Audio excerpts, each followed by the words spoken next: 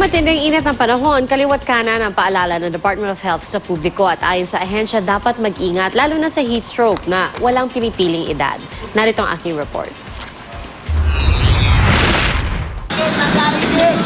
Kumpleto sa payong, tubig at panyo si Arvin pero ang mga bitbit niyang pananggasan na sa matinding init tila kulang pa rin. Tagaktak pa rin ang pawis niya habang naglalakad sa daan. Kaya sising-sisi siya na lumuwas pa siya galing Cavite para lang mamasyal sa Maynila. Sumama pa ako sa kanila tapos wala kami pupuntahan.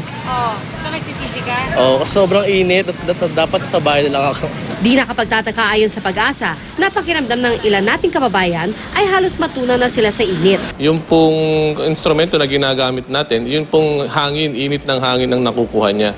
Kaya pag ikaw ay direktang tinatamaan ng araw, magdadagdag ka pa ng 2 o 3 doon sa maximum temperature na nabanggit ko. Kaya ang Department of Health o DOH kaliwat kanan ng babala at paalala sa publiko ngayong panahon ng tag-init.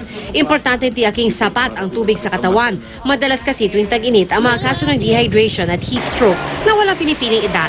Ang tendency kasi niyan, masyado tayo naglalabas ng tubig sa katawan natin dahil sa sobrang init.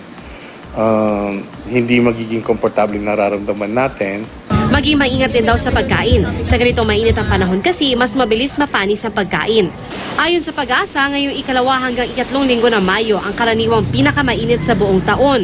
Kaya konting tiis na lang daw at makakaranas na ng bahagyang pagbaba ng temperatura.